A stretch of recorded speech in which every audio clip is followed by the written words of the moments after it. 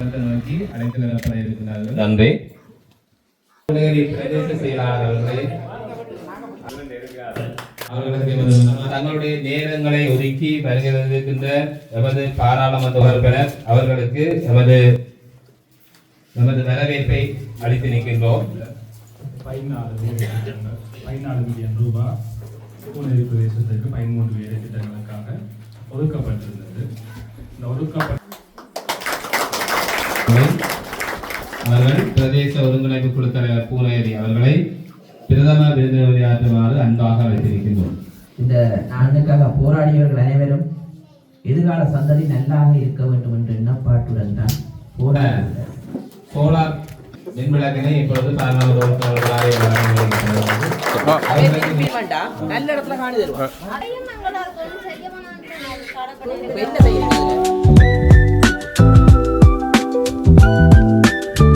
வணக்கம் அன்பான தாயக உறவுகளே, விகேஎன் தாயகம் என்னும் யூடியூப் சேனலுடாக உங்களுடன் இணைந்திருப்பது என்றும் உங்களுடன் நைனிஸ். நீங்கள் பார்த்து கொண்டிருப்பது பூநகரி பிரதேசத்திலே காணப்படுகின்ற வெட்டுக்காட்டு பகுதி. இது பூநகரி பிரதேசத்திலே மிகவும் பின்தங்கிய ஒரு கிராமமாக காணப்படுகின்ற கிராமங்களில் இந்த வெட்டுக்காட்டு பகுதியும் மிக முக்கியமான ஒரு கிராமம். இந்த கிராமத்திலே மீனவர்களின் நலன் கருதி அமைக்கப்பட்ட மீனவர் ஓய்வு மண்டபத்தை திறந்து வைக்கின்ற அந்த நிகழ்வைத்தான் நீங்கள் பார்க்க இருக்கிறீர்கள்.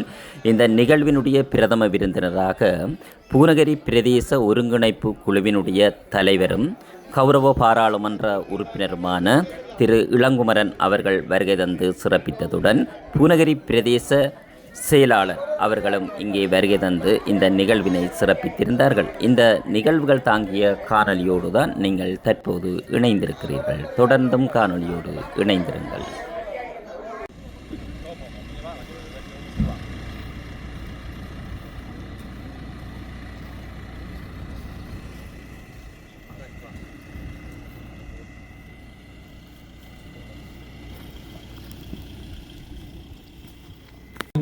வருகை தந்திருக்கின்ற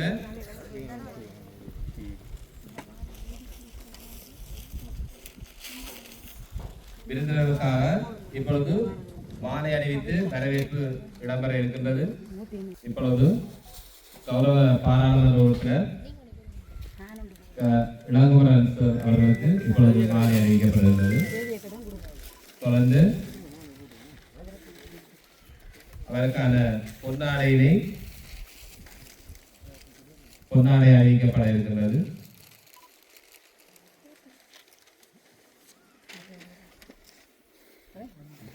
தொடர்ந்து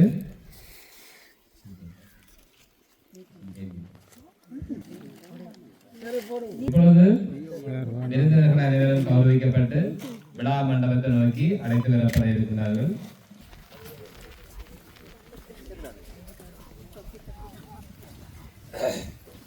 முதல் மங்கள விளக்கினை ஏற்றி வைக்குமாறு நமது பாராளுமன்ற உறுப்பினர் இளங்குமரன் சார் அவர்களை அன்பாக அழைத்து நிற்கின்றோம்.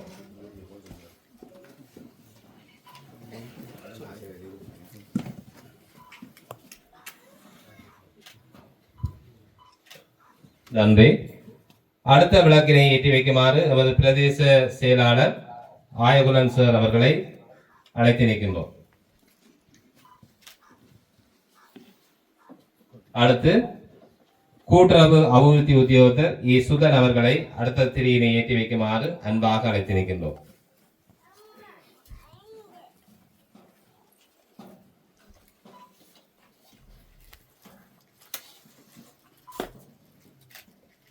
தொடர்ந்து சமாச தலைவர் யோவண்ணா பிரான்சிஸ் அவர்களை மங்கள விளக்கினை ஏற்றி வைக்குமாறு அன்பாக வேண்டுகின்றோம்.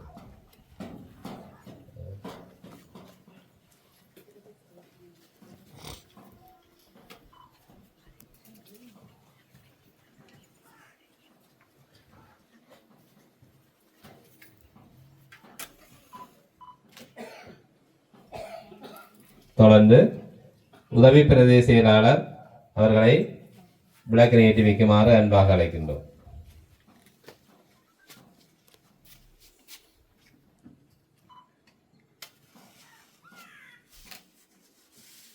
தொடர்ந்து போலீஸ் உத்தியோகத்தர் அவர்களை அன்பாக அழைத்து நிற்கின்றோம்.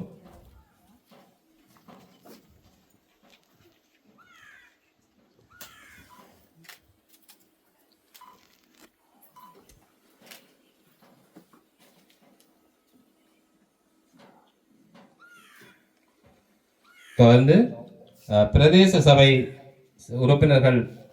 உறுப்பினர்களை ஏற்றி வைக்குமாறு அன்பாக அழைக்கின்றோம்.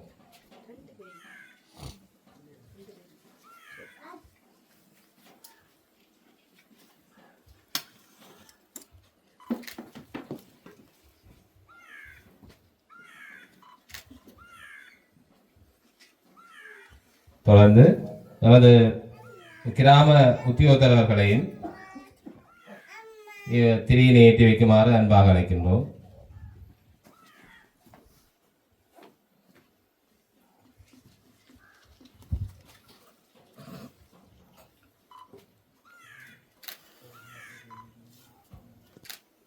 மங்கள விளக்கினை ஏற்றிய அனைவருக்கும் மன்னிக்க வேண்டும். அடுத்து கடற்தொழிற்சங்க தலைவர் நிக்சன் அவர்களை ஏற்றி வைக்குமாறு அன்பாக அழைக்கின்றோம்.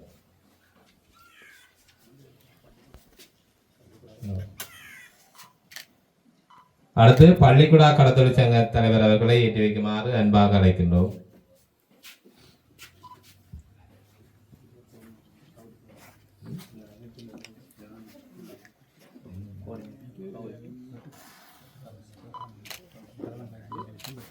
அடுத்து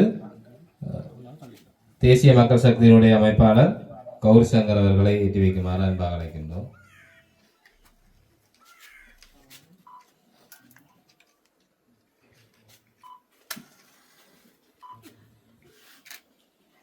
மங்கள விளக்கினை ஏற்றிய அனைவருக்கும் மிகவும் மனமார்ந்த நன்றியை தெரிவித்துக் கொள்கின்றோம். மண்டபத்தை திறந்து வைப்பதற்காக நமது பாராளுமன்ற உறுப்பினர் இளங்குமரன் சார் அவர்களையும்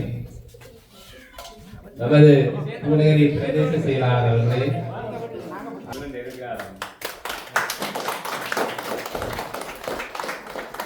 மண்டபத்தின் பிரதான வாயில் இப்பொழுது திறந்து வைக்கப்பட்டிருக்கின்றது. தொடர்ந்து விருந்தினர்கள் இப்பொழுது உள்நுழைகின்றார்கள்.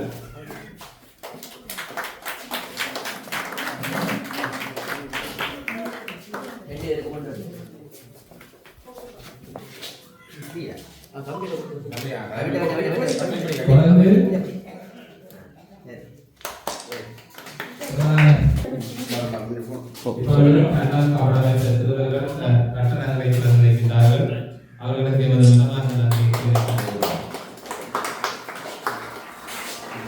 நிகழ்வாக நமது பிரதேசங்களிலே போராட்டங்களிலே உயிர் நீத்த பொதுமக்களுக்காகவும் வீரர்களுக்காகவும் ஒரு நிமிட அகவணக்கம் செலுத்துவோம்.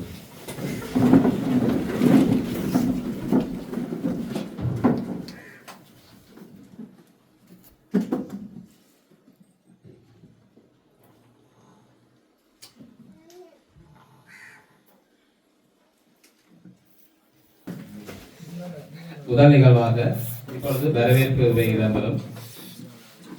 இன்றைய இந்த கடற்கொள்ளாருடைய ஓய்வு மண்டல சிறப்பு விழாவிற்கு தங்களுடைய நேரங்களை ஒதுக்கி வருகின்ற எமது பாராளுமன்ற உறுப்பினர் இளங்குமரன் அவர்களுக்கு எமது வரவேற்பை அளித்து நிற்கின்றோம். தொடர்ந்து வருக வருக என வரவேற்று நிற்கின்றோம். தொடர்ந்து எங்களுடைய அழைப்பை ஏற்று வருகை வந்திருக்கின்ற உதவி பிரதேச செயலாளர் அவர்களையும் வருக வருக என வரவேற்று நிற்கின்றோம். மற்றும் கிராம உத்தியோகத்தர், அபிவிருத்தி உத்தியோகத்தர் மற்றும் ஏனைய தொழிற்சங்க அனைவரையும் வருக வருக என வரவேற்று அடுத்த நிகழ்வாக ஆசியுரை இடம்பெறும். ஆசியுரையினை கடற்தொழிற்சங்க சமாச தலைவர் பிரான்சிஸ் ஐயா அவர்கள் இப்பொழுது வழங்குவார்.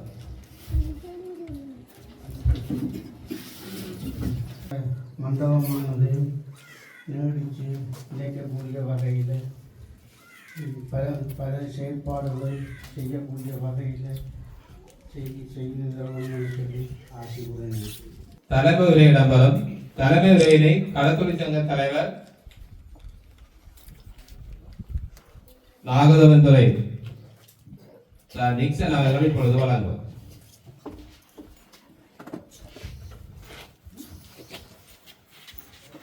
அரமண உறுப்பினர்களுக்கும் குற்றவாளியாளருக்கும் ஒரு வருட காலம் தான் முடிந்திருக்கிற அந்த ஒரு வருடத்துக்கள் நான் தலைவராக பதவியேற்று இப்படி ஒரு கட்டாபண்டாய் வந்து என்ன தடவை பொறுத்து வச்சு எனக்கு முழு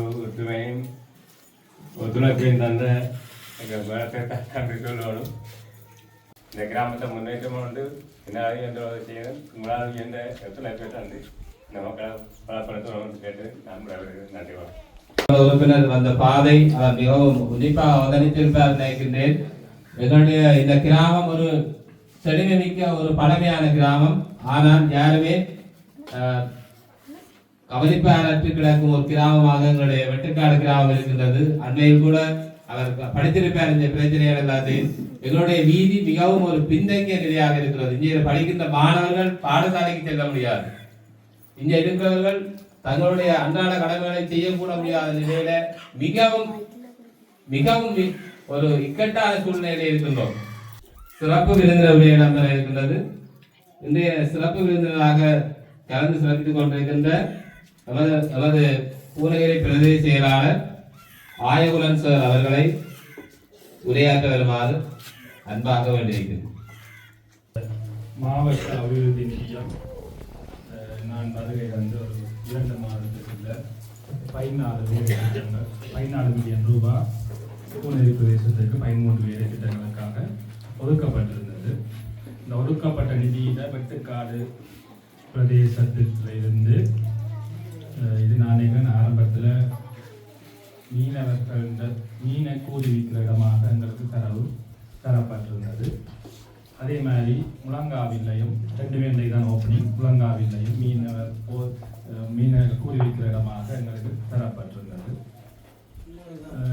அதுக்கு அந்த தடவையில் நாங்கள் ஏனைய திட்டங்கள் எல்லாத்தையும் ஒன்றையும் வந்து நாங்கள் ஏற்கனவே சொன்னால் இப்போது வந்து பொருளாதார நெருக்கடிக்கு பிற்பாடு விடுவிக்கப்படுற நிதிகள் ஒவ்வொன்றும் சிக்கனமான முறையில் சரியான வகையில் பயன்படுத்தணும். இந்த அரசாங்கம் மாற்றானது நாங்கள் இப்போதான் பொருளாதார நெருக்கடி நீட்சி விட்டு நாங்கள் வந்து ஒவ்வொரு நிதியையும் சரியாக பயன்படுத்தினால்தான் என்ன நாங்கள் கடனில் தான் உலக வங்கியின் கடனில் தான் எங்கள் நாடு வீழ்ச்சி அடைந்து வருது. ஆகவே நாங்கள் அதிகாரிகளின் அடிப்படையில் எங்களாலான திட்டங்களை சரியான திட்டங்களை முதலாவது தெரிவு செய்யணும் என்பதில் நாங்கள் குறியா இருந்த நாங்கள் மண்டபத்தை முழுமையாக நீங்கள் பாவிக்கணும், பயன்பாடு இருக்கும். நாங்கள் அடிக்கடி இதுக்காக போய் வரும், ஏதோ சந்தர்ப்பத்தில் போவோம் வரும். அந்த நேரங்களில் இந்த மண்டபம் பாவனையத்தில் இருக்குமா இருந்தால் அது திருப்பி மன சங்கடங்களை ஏற்படுத்தும். ஆகவே வந்து நீங்கள்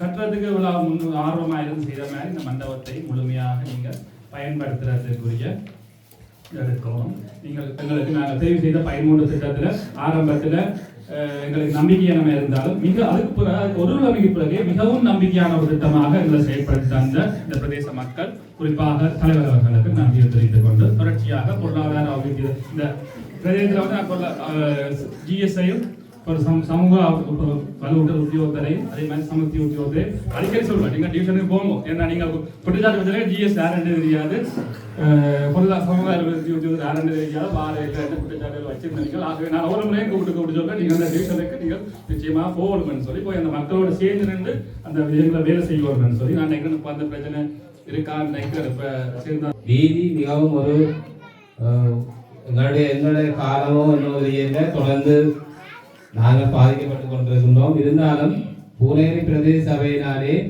எங்களுடைய இந்த வீதிக்கு தற்காலிகமாக ஆடலுடைய நிதியிலிருந்து கிரவல் பறிப்பதாக கூறியிருந்தார்கள்.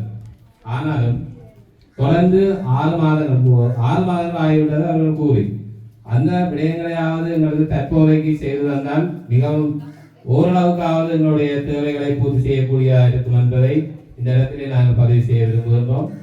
தொடர்ந்து ஒரு சில வார்த்தைகள் கூற எங்களுடைய களத்துறை பணிப்பாளர் அவர்களை அழைத்து நிற்கின்றோம்.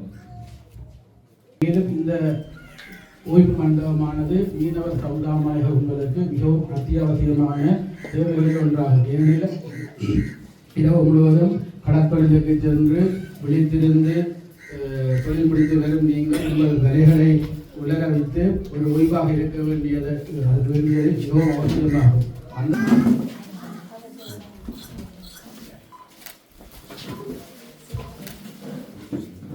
அவர்களாலே இப்பொழுது வழங்கி கௌரவிக்கப்படுகிறது. மன்னிக்க வேண்டும், பொருளாளர் அவர்களால் வழங்கி கௌரவிக்கப்படுகிறது.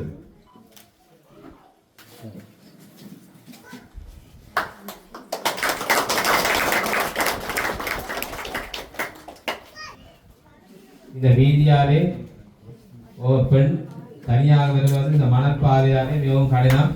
எந்த வகையிலே என்னுடைய டிஓ அவர்கள் கிராம அபிவிருத்தி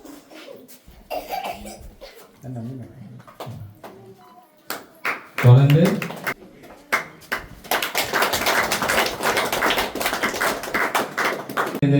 உரை இடம்பெற இருக்கின்றது. பாராளுமன்ற உறுப்பினர் விளங்குவன் சார் அவர்கள் பிரதேச ஒருங்கிணைப்பு குழு தலைவர் பூனேரி அவர்களை பிரதம விருந்தினரையாற்றுமாறு அன்பாக அழைத்திருக்கின்றோம்.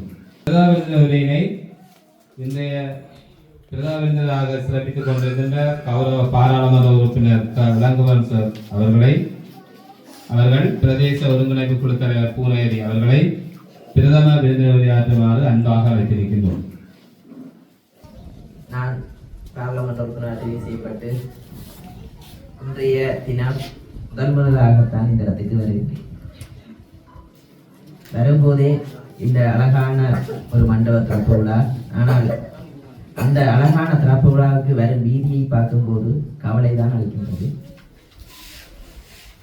அதனால் பல பிரச்சனைகள் இருக்கும். உண்மையாகவே பல பிரச்சனைகளுக்கு மத்தியிலும் அந்த பிரச்சனைகள் நிவர்த்தி செய்ய வேண்டுமானால் இந்த வீதியானது அழகாக இருக்க வேண்டும். வரும் வீதி, அந்த வீதி சிறப்பாக இருக்கும் பட்சத்தில் தான் அதிகளவானவர்கள் வருவார். வரும்போதுதான் அந்த அபிவிருத்தியானது வரும். ஆனால் நான் நினைக்கிறேன் யுத்தம் முடித்து 16 ஆண்டுகளாக இந்த வீதி அவ்வாறே தான் இருக்கின்றன. வரும்போதும் அழகாக சோடித்து தமிழர்களின் கலாச்சார கலருடன் பிரசவித்துக் கொண்டிருந்தார்கள். உண்மையாகவே உயிரிழந்தவர்களுக்கு கூட தொடக்கம் நினைவு நாளை செய்து, ஏனென்றால் இந்த மண்ணுக்காக போராடியவர்கள் அனைவரும் எதிர்கால சந்ததி நல்லாக இருக்க வேண்டும் என்ற எண்ணப்பாட்டுடன் தான் போராடியிருந்தார்கள். ஆனால் அந்த போராடிய சமூகம், குடும்பம் இன்றும் வறுமையில் தான் இருக்கு. அவர்களின் எதிர்பார்ப்புகள் நிறைவேறவில்லை. எங்களை பொறுத்த வரைக்கும், நமது அரசாங்கத்தை பொறுத்த வரைக்கும் கீழ்மட்டத்தில் இருக்கும் மக்களை முன்னேற்ற வேண்டும் என்ற உறுதிப்பாட்டுடன் பயணம் செய்கின்றோம். உங்களுக்கு தெரியும், இதற்கு முதல்ல எங்கள் நாட்டில் ஜனாதிபதி யாராவது உங்களுக்கு தெரிவித்தார். ஆனாலும் ஜனாதிபதி தேர்தலுக்கு பிறகு அவரின் செயற்பாடுகள் அனைத்து மக்களுக்கும் தெரியும், பிடித்து போய். என்ன காரணம் என்றால் அனைத்து மக்களையும் ஒரே கண் கொண்டு பார்வையில் பார்க்கின்றார்கள். முன்னே ஆட்சியாளர்களுக்கும் இன்றைய இருக்கும் ஆட்சியாளர்களுக்கும் யதார்த்தபூர்வமாக மக்கள் உணர்கிறார்கள். இன்று இந்த வீதியானது அடிக்கல் நாட்டும் போது அல்ல நேபோட்ட போடும் போது எவ்வளவு சந்தோஷத்தில் இருந்திருப்பீர்கள். ஆனால் அந்த அபிவிருத்திகள் அனைத்தும் பேரளவில் தான் நேபோட்டோட இன்றும் கூட நீங்கள் நினைக்கிறீர்கள் இந்த வீதி முன்னே ஆட்சியில் எடுக்கப்பட்டன. ஆனால் அந்த நிதிகள் அனைத்தும் ஒரு வெளிநாட்டு நிறுவனங்களால் ஒதுக்கப்பட்டிருக்கிறது. முன்னே அரசாங்க செயற்பாடுகளால் அவர்கள் முன்னே அரசாங்கத்தில் செய்ய முடியாத என்ற எண்ணப்பாட்டுடன் திருப்பி செல்கிறார்கள் பல வேலை திட்டங்கள். ஆனால் இன்று இந்த தேசிய மக்கள் சக்தி அரசாங்கத்தின் நம்பிக்கையின் நிமித்தமாக மீள அதை வழங்குவதற்கு சம்மதம் தெரிவிக்கிறார். அந்த வகையில் இந்த வீதியும் வீதியை செய்வதற்கான நிதிகள் அனைத்தும் ஒதுக்கப்பட்டிருந்தன. முன்னைய காலத்தில் அந்த என்னென்னு சொல்றது, உங்களுக்கு இந்த பில்டிங் கட்டுறதுக்கு எவ்வளவு முடியுமோ வீதிக்கு எவ்வளவு முடியுமோ முந்தைய எஸ்டிமேட் வித்தியாசப்படும். இப்போ முன்னேக்கு இது கட்டுறதா குறைய முடியும், இப்போ கொஞ்சம் கூட முடியும். அந்த எஸ்டிமேட்டுகள் மீள செய்து திரும்பவும் கையளிக்கப்பட்டது. முன்னைய காலத்தில் ஒப்பந்தம் கொடுக்கப்பட்டிருந்தது. அந்த ஒப்பந்ததாரர்கள் இன்று சில பிள்ளைகளால் அவர்கள் கருப்பு பட்டியல் பிளாக் இனிமேல் கண்டாக்ட் செய்யலாது என்ற பட்டியல் இணைக்கப்பட்டவுடன் திரும்பவும் வந்தால் ஒரு பிரச்சனையாக இருக்கிறது. ஆனால் பிரச்சனைகளை எல்லாம் முறியடித்துத்தான் முன்னேற வேண்டும். நாங்கள் சட்டத்தின்படி செய்கின்றோம். அதற்கான பொறிமுறைகளை வெகு சீக்கிரமாக நான் கொள்முடன் கதைத்து அடுத்த வருடத்துக்குள் எவ்வாறு செய்து முடித்துவிட என்ற உறுதிப்பாட்டுடன் இருக்கின்றன. தற்காலிகமாகவாவது ஒருளவாவது இந்த பாலத்தில் கூட வாகனத்தை ஏற்றினார், பைக்கையும் ஏற்றினார். நிவர்த்தி செய்து கொண்டு வெகு சீக்கிரமாக வீதிகளை புனரமைத்து தருகிறேன். எங்களுக்கு தெரியும், நாங்கள் எங்களுடைய அரசாங்கத்தை பொறுத்த வரைக்கும் கிராமிய வறுமைகளை ஒழிக்க வேண்டும் என்ற எண்ணப்பாட்டுடன் பயணம் செய்து கொண்டிருக்கிறோம். பணக்காரனாக இருக்கட்டும், ஆனால் கீழ்மட்டத்தில் இருக்கிற மக்களை கொஞ்சம் மேலே உயர்த்தி விடணும். எங்களுக்கு இங்கே முகத்தில் பார்க்க தெரியுது, வேதனைகளுக்கு மத்தியிலும் இருக்கின்றீர்கள் பலர். ஆனாலும் நாங்கள் வாழ்கிறது எதிர்கால சந்ததி, எங்களோட பிள்ளைகளுக்கான. அவ்வாறு என்றால் இந்த பிரதேசத்தில் எதிர்கால சந்ததி ஒரு அறிவுஜீவி உள்ள புத்திஜீவி உள்ள சந்ததியை உருவாக்க வேண்டியது. உங்களுக்கு தெரியும், முன்னைய ஆட்சி காலத்தில் இந்த நாட்டில் அதிகமான போதைப் பொருட்கள் உருவாக்கப்பட்டு இங்கே மட்டும் இலங்கை ஃபுல்லாகி வியாபித்து பல மோசமாக போய்கொண்டிருக்கிறது. எங்களுக்கு தெரியும், இந்த செயற்பாட்டை ஒரு நாளில் முற்றுப்புள்ளி செய்ய முடியாது. அதுக்கான வேலை திட்டத்தை இன்றைக்கு நடவடிக்கை எடுத்துக்கொண்டிருக்கோம் 3 வருஷத்தில். ஆனால் இங்கே பிடிபடுவர்களெல்லாம் கொஞ்சம் சின்னதினம். இன்றுதான் அரசாங்கத்தால் மேல்மட்டங்கள் அதிகளவானவர்கள் 500 கோடி 600 கோடி என்று பிடிபடினார். அதிகளவான சொத்துக்கள் கூட அரசுடைமையாக்கப்பட்டு கொண்டிருக்கிறது. ஏனென்றால் சட்டத்துக்கு விரோதம் உழைத்த சொத்துக்கள் இன்று முன்னே காலத்தில் சிறைச்சாலைகளில் சாதாரண மக்கள்லாம் போய்க்கிறது. இன்று வசதி படைத்தவர்கள் போய்க்க வேண்டிய நிலைக்கு தள்ளப்பட்டிருக்கிறார்கள். ஏனென்றால் சட்டத்துக்கு சொத்தை சேர்த்து பாதாள இயக்கி அவர்கள் இன்றைக்கு பார்த்தா எல்லாரும் தெரிஞ்சுட்டு 4 தவிர துப்பாக்கி சூடுகள் தென்பகுதியில் குழுவுகளில் நடந்து கொண்டிருக்கிறது. ஏன் துப்பாக்கி சூடுகள் நடந்தது? முன்னைய காலத்தில் இந்த பாதாள குழுக்களுக்கு தலைமை தாங்கியவர்கள் அரசியல்வாதிகள், எல்லாருக்கும் தெரிஞ்சவர்கள். அவர்களுக்குள்ள ஒரு பிரச்சனை வரும்போது 2 பேர் சேர்ந்து தீர்த்து வைத்து விடுவார்கள். இன்று அதை தீர்த்து வைக்கிறதுக்கு வரவில்லை. சுருக்கமா சொன்னா பாடசாலையில ஆசிரியர்களாட்டை நடக்கும். பிள்ளைகள் சண்டை பிடிப்பினர். அதே மாதிரி தான் இன்னைக்கு அவர்களுக்கு நிர்வகிக்கிறதுக்கு ஒருத்தர் இல்லை. அப்ப என்ன நடக்குது? அவர்களுக்குள்ள துப்பாக்கிகள் இன்றைக்கு கொஞ்சம் கொஞ்சமா கட்டுப்பாடு கொண்டது. எங்களுக்கு தெரியும், இந்த நாட்டை முன்னேற்ற பாதையில் எடுத்துக்கணும். இன்றைக்கு உங்களுக்கு விருப்பமில்லை இலங்கை முன்னேறது. இலங்கை பாஸ்போர்ட்டை வச்சிருக்கிறது பெருமையான நாடு. இந்த நாட்டுக்கு நாம் போகலாம் என்ற எண்ணப்பாடை உருவாக்கணும். இன்றைக்கு இதுல இப்ப வெளிநாடு கனடா எல்லாரும் விட்டுட்டு வந்துருக்கீங்க. இந்த மண்டபம் வேணா மொண்டு போயா, இந்த வீட்டு காணி இதெல்லாம் கனடா போறண்டா இதெல்லாம் போட்டு எடுத்து போலாம் எல்லாரும் இந்த கிராமத்தை விட்டே போயிருக்கீங்க. இந்த நிலையில சொன்னா என்னடாகும்? அப்படியான எண்ணப்பாடு தான் இருக்குது. காணியை வித்து கோடிக்கணக்கில் செலவழிச்சு போகிற ரெடியாக தான் சமுதாயம் இருக்குது. ஏன் அவ்வளவு செலவழித்து கொண்டு போகிறோம்? ஏன் அதை இங்கே உருவாக்க முடியாது? இலங்கை ஒரு முன்னேற்றகரமான நாடை உருவாக்க முடியாதா? இலங்கை அழகிய தீவு, சின்ன தீவு. இந்த ஆண்டு இலங்கை வரலாற்றிலே அதிகமான சுற்றுலா பயணிகள் வந்திருக்கிறார்கள். இன்றைக்கு அரசு திணைக்களங்கள் எல்லாமே ஒரு முன்னேற்றகரமான பாதையில் சென்று கொண்டிருக்கிறது. படிப்படியாக அரசு கட்டமைப்புகள் சீர் செய்யப்பட்டுக் கொண்டு வருகிறது. இணைத்திருக்கிறாங்க. இந்த ஆண்டை விட அடுத்த ஆண்டு அப்ப நாங்கள் ஆட்சி அமைத்து ஓராண்டு கிடக்கின்றோம். உங்களுக்கு தெரியும், வீதி போடணும், இந்த பில்டிங் கட்டி கொடுக்கணும். அப்ப இந்த வீதியை நாங்கள் ஆட்சி அமைத்த உடனே கட்டி முடிக்கிறோம். நாங்கள் செலவழிக்கிற நிதிக்குள்ள இது எங்கட காசு இல்லை, உங்களோட பணம். இது அன்றத்தோட காசு இல்லை, இந்த காசும் இல்லை, உங்களோட வரி பணம். நீங்கள் ஒவ்வொரு சாப்பிடுற சாப்பாட்டிலேயும் உடையிலையுமே வரி கட்டுறீங்க. அப்ப அந்த வரி கட்டுறதுதான் இந்த திரைசேரில சேர்றது. இந்த திரைசேரில சேர்ற பணத்தை தான் முன்னைய பாராளுமன்ற உறுப்பினர்கள் திருடினார்கள், களவெடுத்தார்கள். களவெடுத்து சொல்லுங்க, இன்றைக்கு பலர் யோசிச்சு பாராளுமன்ற உறுப்பினர் தான் வசதியா இருக்கலாம். அப்படித்தானே? பாராளுமன்ற உறுப்பினர் வசதியா தான் இல்லை. எங்களாட்சியில் அப்படி இல்லை. எங்களை விட கஷ்டப்பட்ட ஆக்கள் கூட கொட்டில் வீட்டா இருந்து கூட பாராளுமன்றம் வந்து நோக்கம் விட்டு அதிகத்தில் இருந்துதான் ஒரு பெண். அப்ப யாரும் அரசியல்ல வரலாம் என்ற எண்ணப்பாட்டை உருவாக்கியிருக்க. சாதியவாதம் ஏதும் இல்லாம அனைவரும் அரசியல் தான்.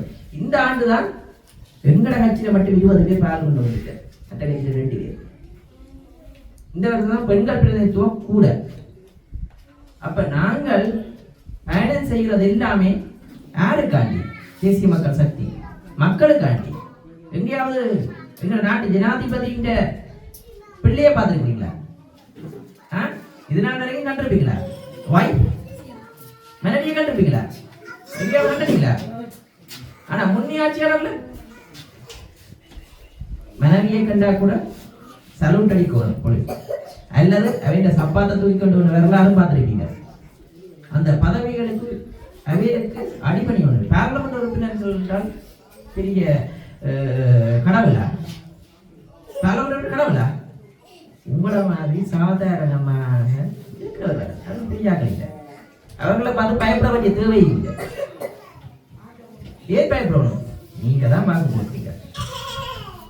அவையில பார்த்தா கை கட்டி பண்ணிக்கணுமா? கேள்வி கேட்கணும். அப்ப நாங்கள் இன்றைக்கு கேள்வி கேட்கிற சமுதாயத்தை உருவாக்கத்தான் நாங்கள் பயணிக்கிறோம். ஒரு சிந்தனை உள்ள சமுதாயம், போராட்ட குணம் உள்ள சமுதாயம், நல்லதுக்காக போராடு, கெட்டதுக்காக இல்லை. தேவைதானே? அப்ப நாங்கள் போராட்ட குணம் சிந்தனை இல்ல சமுதாயத்தை உருவாக்கணும் என்றால் என்ன செய்யணும்? இந்த நாட்டில் இருந்து போதைப் பொருள் இல்லாம போகணும். நாங்கள் செய்து கொண்டு இருக்கிறோம். விழா விட்டா கேள்வி கேட்கணும். இல்ல அவரோட அனுசரிச்சு போனா தான் எல்லாம் கிடைக்கும் என்ற எண்ணப்பாடு இருக்கக்கூடாது. நாங்கள் இந்த இடத்தை முந்தி நாங்களா வந்து தெரிவு செய்தாங்க. இந்த இடத்தை நாங்கள் வந்திருக்கோம். முதல் கொடுக்க போற மட்டும் இல்ல, எல்லாரும் தெரிவு செய்தாங்க. ஓப்பனிங் வந்திருக்கிறோம். எங்களுக்கு நம்பிக்கை இருக்குது. இதை விட இந்த கிராமம் முன்னேறணும். அப்ப எல்லாத்தையுமே ஒரே நாள்ல செய்ய முடியாது. வரும்போதுதான் பார்த்தேன், உள்ள வந்தா ஒரு லைட் கூட இல்லை, தூண்ல மண்டபம் கட்டி கொடுத்தாச்சு. மீன் பிடிக்க போறது இரவா? என்ன என்ன டைம் எனக்கு தெரியல, நீங்க தான் சொல்லுங்க. ஒருத்தர் என்ன என்ன எங்களுக்கு இரவு பகல். இரவு போய்க்கு வெளிச்சமா இருக்கிறதா? இருட்ட கஷ்டம் தானே. விடிய காலம் வந்தா பிடிச்சிட்டு விடிய காலம் ஒன்று தான். அப்ப உண்மையாவே வீதி விளக்கு தேவை. நான் இன்றைக்கு அழகான ஓய்வு மண்டபம் ஒன்று இருக்குது. நிம்மதி இருக்கு. வந்தா இருக்கா வீட்டை போகும் முதல்ல வீட்டை போனா பிரச்சனை. இன்றைக்கு குறைய முடிஞ்சா வீட்டை காசு கேட்டா சண்டை வந்துடும். வந்து இதுலயாவது படுத்து நிம்மதியா நித்திர வந்துட்டு போகலாம் வாரத்துல. என்னட்டு வீட்டை போனா அப்ப இதுல ஓய்வு எடுக்கிறதுக்கு நல்ல காத்தோட்டமா படுக்கலாம். அதுக்காண்டி இங்க தண்ணி அடிச்சுட்டு படுத்துறாங்க. அதை செய்து ஓட வேண்டிய நேரம். அதுக்குதான் வீட்டாடி விழுது வரைக்காது. அப்ப நாங்கள் ஒன்று செய்கிறோம். இந்த இடத்துல ஒரு சோலார் லைட் ஒன்று தான்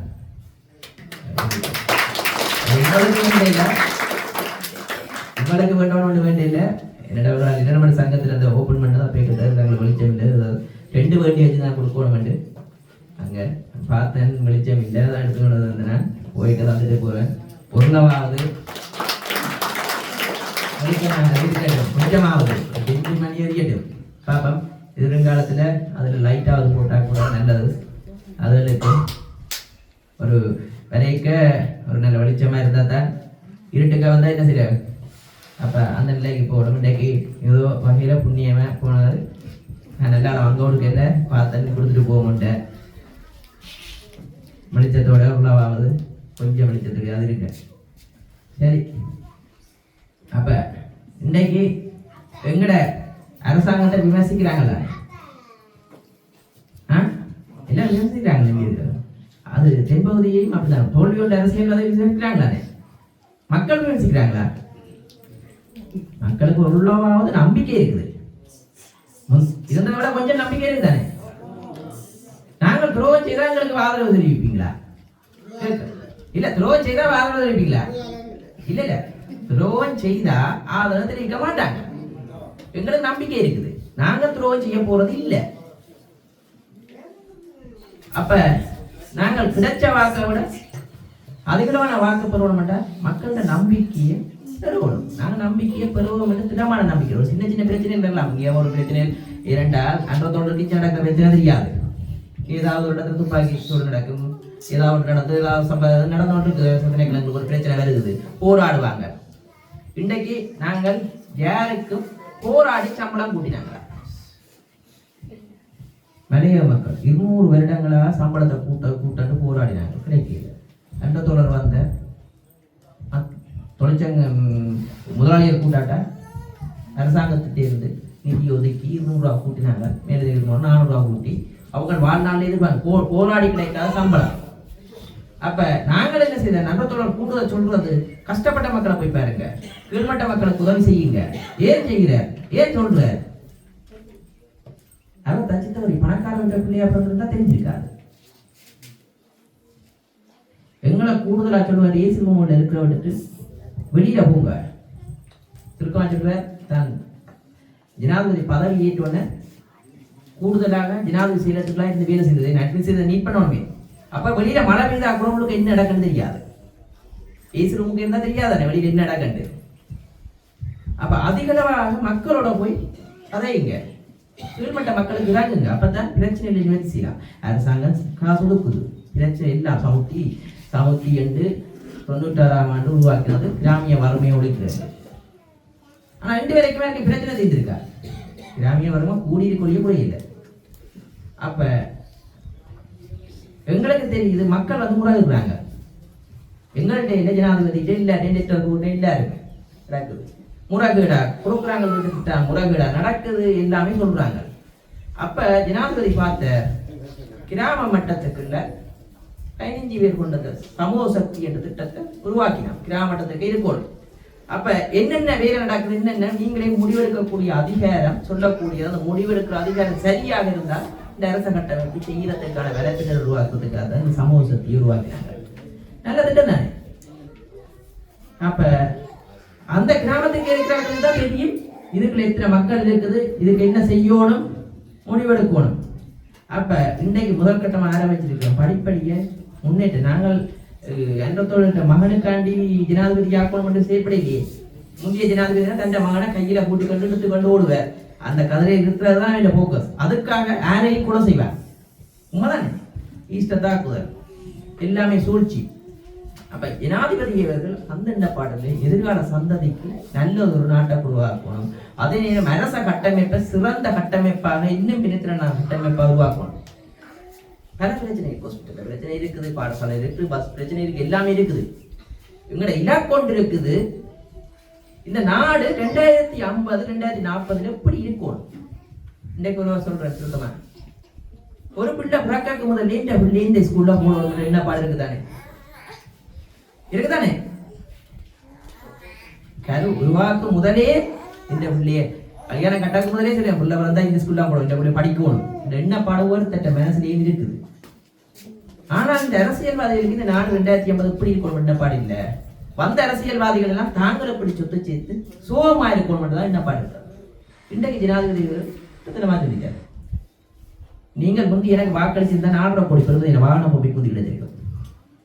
அந்த 4.5 கோடி பெறுமதி என வாகன பொம்மிட்ட கொண்டே விற்கிறது, பணக்காரன்ட்ட விற்கிறது 3.5 கோடிக்கு வித்துட்டு அந்த நிதியை தங்களை பக்கத்தில் கொண்டு 1 கோடிக்கு வாகனம் இதுதான் நடந்து கொண்டு. இந்த வருஷம் வாகன பொம்மிட்டு ஒருத்தருக்கு இல்லை, பார்லமெண்ட் பதவியை கொடுங்கோ, பெஞ்சனை நிப்பாட்டுறாங்க. அந்த பெஞ்சன் எல்லாம் நிப்பாடுறதுக்கு காரணம் எங்களுக்கு ஒரு இருக்கு 5 வருஷத்துக்குள்ள இந்த நாட்டுல எல்லாருக்கும் ஒரு கொடுப்பனை கொடுக்கணும். வயசு ஒரு அம்மாக்கு 20,000 கொடுக்கணும், 25,000. இளைஞர்களுக்கு 18 வயசுக்கான ஒரு கொடுப்பனை தேவைதானே, வெளிநாட்டுல அப்படித்தானே. அம்மாக்கு ஏனடா நாட்டுக்கு டேக்ஸ் கட்டி இருக்கிறீங்க, நீங்க தனியா டிரைவிங் ஓடி இருப்பீங்க, ஏதோ வகையில நாட்டுக்கு தான் சேவை செய்திருக்கிறீங்க. அப்ப அந்த வரி பணத்தை மக்களுக்கு சென்றடையும். அப்ப நாங்கள் உங்கள்டே எல்லாத்தையும் உருவி எடுத்துட்டு வயசு போன இலக்கட்டத்துல தள்ளி விடுறதா முடியாதானே. அப்ப அந்த இலக்கை நோக்கி தான் நகர்த்தி கொண்டு போறோம். கண்டிப்பா அந்த இலக்கை அடைய முடியும். ஏனண்டா 1 வருஷத்துலயே நாங்கள் எல்லா அரசு கொடுத்து நாங்க அந்த டாஸ்க் நிறைவேற்றிட்டாங்க, அதுக்கு மேலாட. அப்ப அந்த இலக்கை நோக்கி நகர்த்துறோம். அதிகளவான சுற்றுலா பயணிகளை உங்க நாட்டுக்கு விரைக்க, இந்த நாட்டுக்கு சுற்றுலா பயணி வந்தா என்ன நடக்கும்? நீங்க கடத்தொழிலும் செய்வீங்க, நேரம் கடத்தொழிலுக்கு வேறு நாடுகள்ல இருந்து எடுத்து மீன் பிடிக்க விடுவீங்க, டாக்ஸியோடும் எல்லாமே. அப்படி ஒரு நாடு உதவுதானே உருவாக்க முடியும். ஏனென்றா எங்க நாட்டில் 2 கோடி 20 லட்சம், இந்தியாவில் 130 கோடி, தமிழ்நாட்டில் 7 கோடி. அப்ப எங்க நாட்டுக்கு அதிகளவான சுற்றுலா பணி ஈர்க்கிறதுக்கான பொறிமுறை கட்டமைப்புகள் உருவாக்கப்பட்டிருக்குது. சென்ற வருடம் அதிகளவான சுற்றுலா பணி வந்திருக்கிறாங்க. இந்த ஆண்டே 5000க்கு மேல தாண்டிட்டுது. இப்பவே மேலும் தாண்டத்தான் போகுது. அடுத்த போன வருஷத்தை விட இந்த வருஷம் கூடத்தான் போகுது. அப்ப என்ன நடக்கும்? வந்தா என்ன அரசாங்கம் எல்லாத்தையுமே ஏற்றி கொண்டு தெரிய போகுது இல்ல, வேலையாக்கள் வைக்க இருக்கிறார்கள். அப்ப எங்களுக்கு இன்றைக்கு என்ன நடக்குன்னா அரசு துறை தான் தொழில் நினைக்கிறாங்க. அரசு துறையை விட இப்படியான சுற்றுலாத்துறையால மேம்படுத்தலாம். கடல் அழகா இருக்குது.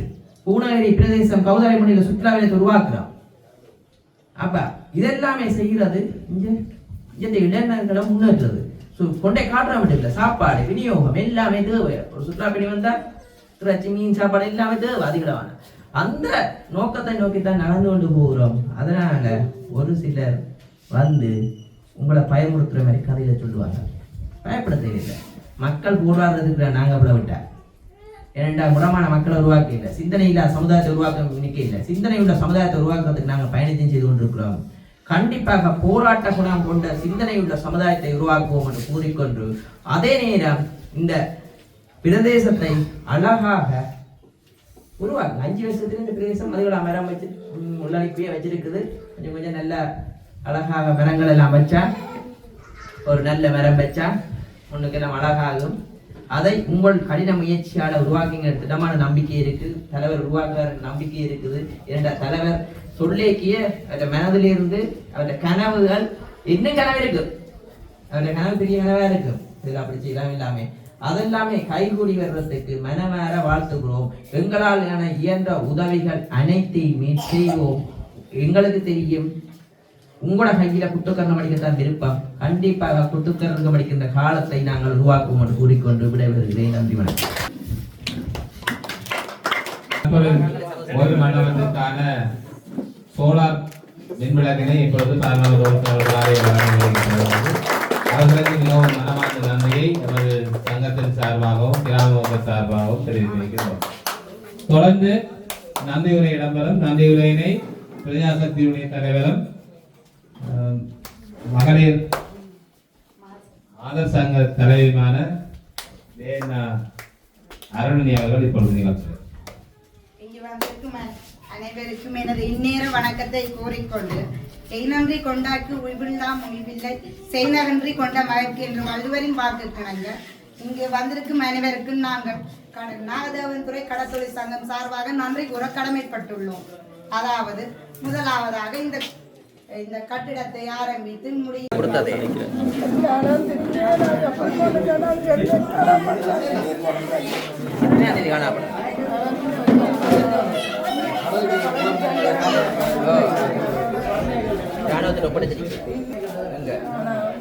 அவே விரும்பி வேண்டாம், நல்ல இடத்துல காணி தருவோம்.